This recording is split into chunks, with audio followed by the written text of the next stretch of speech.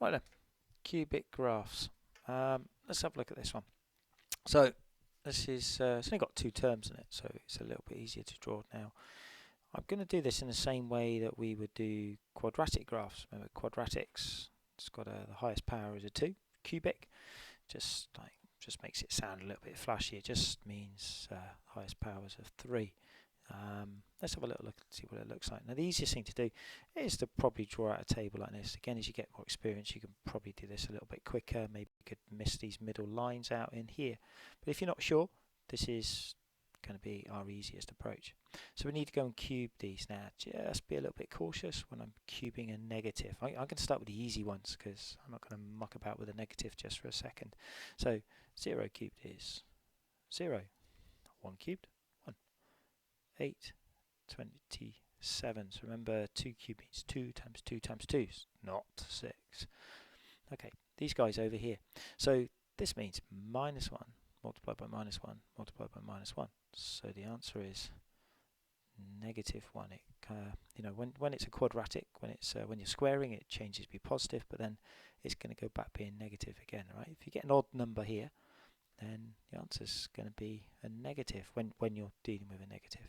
Okay, the other guys, you know, these numbers here are all going to be the same, but negatives. Right, there we are. And then I'm always taking away 2. I'm just going to always take away 2 from the answer. So let's just write it in. Here we go. Right, obviously that's the easiest line. No thinking required. Okay, now we just combine everything together. So we've got minus 29, negative 10, negative 3. Now, I might be writing a little bit more, but it actually means I don't really need to think so much. Okay, didn't really need to think too much about trying to get these numbers down here. If I just tried to do it all in my head, there's a good chance I'm going to make a mistake, and actually I wouldn't be so quick. So remember, quite often it's easier if we just write a little bit more. Right, it saves using up those brain cells so much. Okay, so now we're going to draw a graph. Right, so we've got all the values there. You can see with different x values. Now I just decided to draw a graph from -3 to 3. Obviously I could have chosen a different range of values to use. I just knew that was going to look quite nice. So I'm going to have a little think about what x values, how to spread them out along my x-axis. Now it only goes from -3 to 3, so I'm just going to spread them out a little bit more. Okay, it doesn't matter if I write the 4 in there. Obviously I'm not going to use it, but it doesn't matter, it doesn't make any difference. So let's go and put our negative numbers in there. Look, -4 would be over there. Remember, I don't really need it. Now I've got a slight problem here, is because the numbers need to go up to 25. I've got to go down to negative 29. Okay, those are the extremes there. Sometimes if you get one silly number here and you're trying to plot it, it just might be worth kind of not actually plotting that value. Now I haven't really got too much room here. I suppose I could do this on a new page and maybe have a bigger scale here. I'm just going to go in 5s. I need to get up to 25, so I'm going to go 5, 10, 15, 20, 25. Okay, so I haven't quite got myself enough room there, but it's okay. So, and again, underneath, obviously keep it to be the same. So -50, -20, -25, -30. Okay, I've just gone in 5s. Right, just going to go and plot these here. So we've got -3, -29. So that's going to be there. Now I can't plot this exactly -30s just there, but I'm going to plot it as best I can. -2, -10, -1, -3. Again, just get them as close as you can. 0 is -2, about there, and 1's going to go to -1. 2 suddenly jumping up again, up to 6, and 3 goes all the way up to 25. Okay, now I'm going to use my pencil. So let's just have a nice smooth. It is curved. Now what you get here with a cubic, you get this nice sort of little S shape, little snake. Right, sort of shape going on just in here. Alright, now let's label it. Okay, so we've got y equals x cubed, take away 2. Oh, that was the y-axis. There we go. Right, I'm going to show you another one. I'm going to show you one that's just slightly trickier, okay? So let's have a quick look at this one. There we go. So on this one, there's 3 parts to it. Okay, I'm not too bothered about that part. Not too bothered about that part. In fact, I can fill those in. Again, I don't really need to think too much about those parts just there. Yeah, it's always easier if we start over here. Start with the bits that we do not need to think about. Alright, that's generally the positives. Okay, there we go. And then these guys over here just be the negative versions of these. Alright, now these are all cube numbers. The more you use these numbers, the more you get used to them. Right, you recognise them. Now, again, I said let's do the easy stuff first. Do the easy stuff. Then we'll think about the awkward bit. Okay, 3x squared. Okay, so if I put in 0 into this part just here, well, let's start over here. It's easier. So if we go 0 squared multiplied by 3 will give us 0. 1 squared multiplied by 3. Okay, notice I'm squaring a number, then multiplying it by 3. Alright, it's not this. Be careful. A lot of people make a mistake and they end up doing this. Right? That's not the case. Alright, and a lot of people, they multiply the number by 3 first and then they square it. Okay, it's not that. Sorry, I just need to cross that out because it's not right. So if I square, it's 4 multiplied by 3 is going to be 12. Just there. Now these guys over here, we're going to suddenly get kind of quite big over here.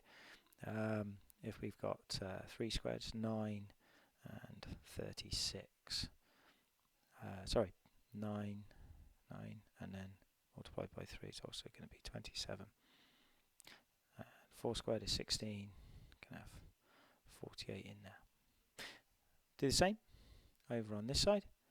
Now, they will be exactly the same as these numbers just here because we're squaring the negative, so it's not so much of a problem. So, in fact, I've done these. I can just copy them straight across. Here we go, 27, 48. And now, let's just write down, we've got x cubed plus 3x squared plus 1. Remember, it's y. That's what y is. So let's just work it out. Yeah, look, that's the easy one. 1, 3, 1, 5. Don't need to think. Do the bits we don't need to think about. 21. And just add these together. We've got 3, 5, 1, and minus 15. We do this as well. 54, 55. And what's that going to be? 100, 112, 113.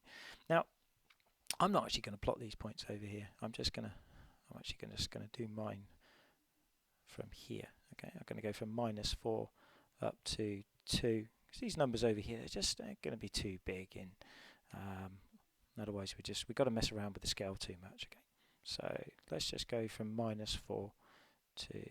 So if we put minus 1, minus 2. Okay. Remember, there's nice equally spaced as we go across. There we go. Minus 4 and 1 and 2. Now I can write 3 and 4 down here. I'm just not going to plot them because they're going to go off my graph.